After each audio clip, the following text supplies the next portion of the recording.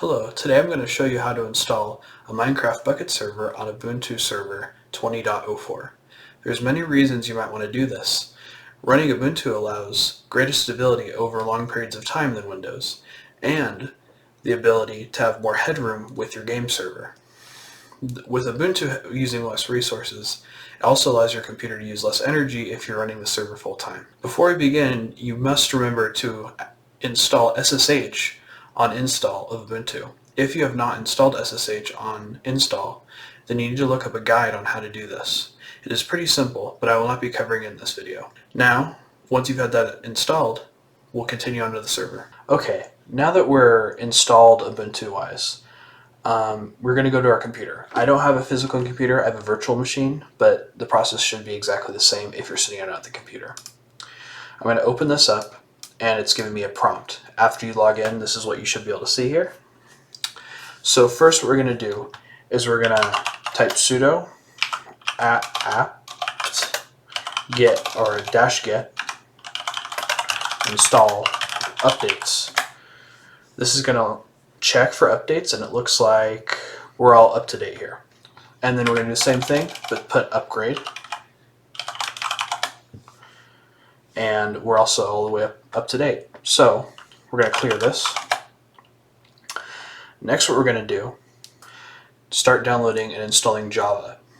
So what we're going to do for this is use the sudo install openjdk17 headless. Now what this is going to do is allow us to actually run the Bukkit server for Minecraft. As you know, Minecraft uses Java, and we couldn't run it without this.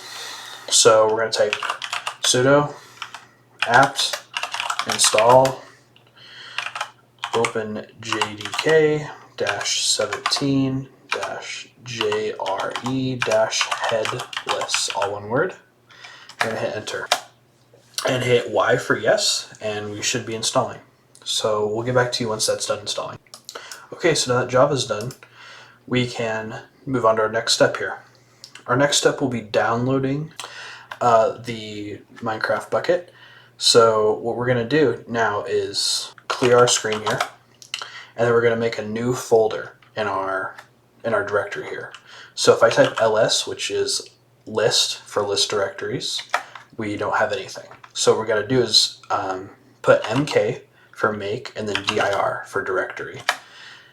And see, it says we need more information here, so then we can type in mc server.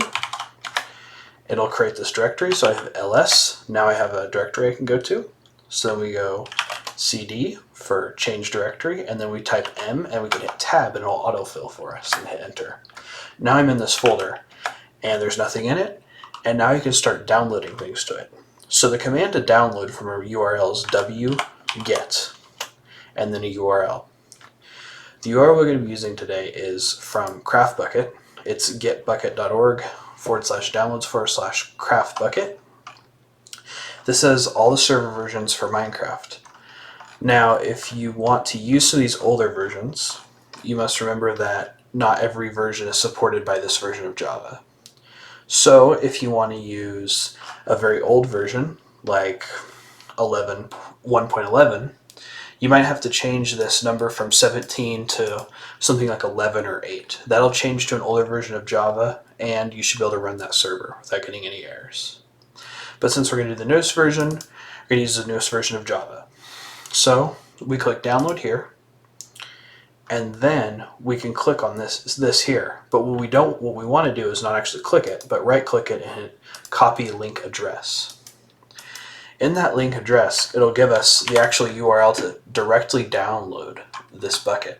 So what we're going to do is we're going to type wget and then the server URL to actually download this. Now we're going to hit enter, and it'll start downloading for us here. Now that it's done and it's saved, so let's check in our directory by hitting ls, and there's the jar. So we should be good. And a jar is, of course, a Java file. So now that we have this file downloaded, we can go and we can actually start to run the server.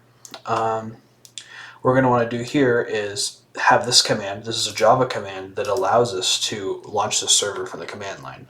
So what we're going to type is Java, and then we're going to do -x ms, and remember this is case sensitive, so we can do 1 gig and -xms, and then we can change the actual amount of memory the server uses. So this server has 16 gigs of RAM, so I'm going to say it can use up to 12. This gives my server a little bit of headroom to run the operating system and any other plugins that need to happen. So we can do -jar again.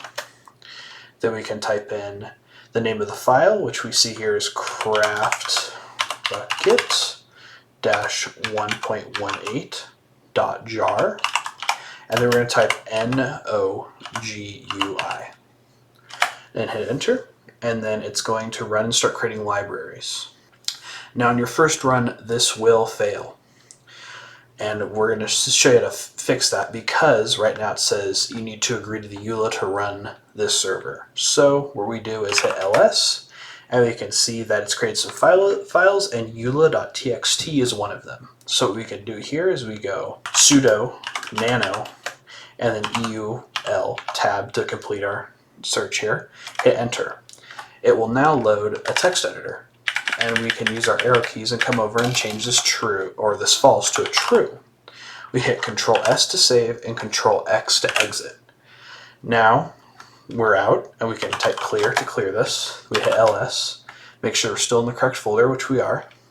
Then we can hit the up arrow to go back to our last Java command here. And we can hit enter again.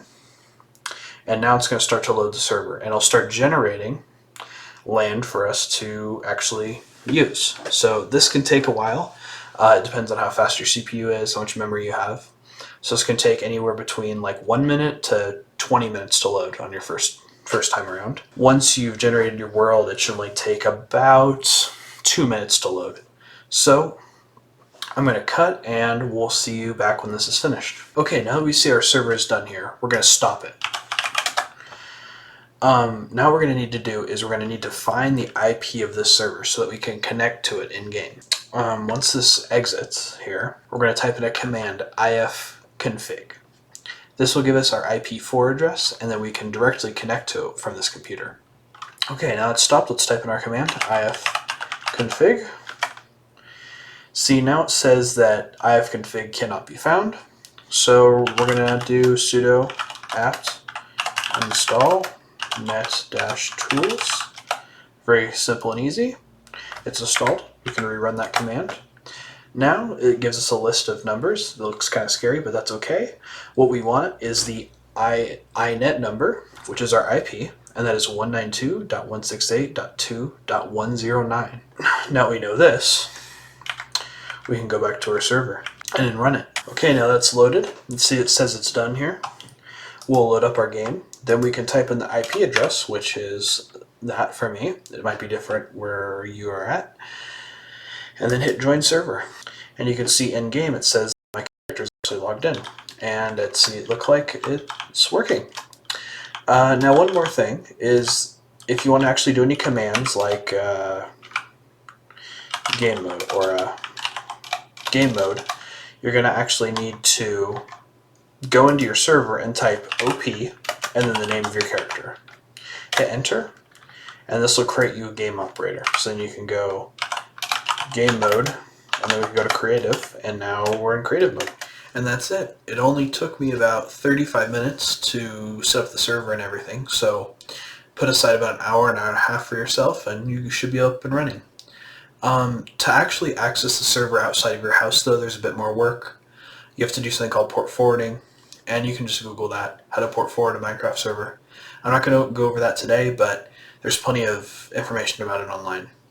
I want to thank you for watching, and just remind you that all of the links and commands will be in the description, as well as some other pages that might be helpful to you, so you can get this going for yourself. Have a nice day, and good luck tinkering.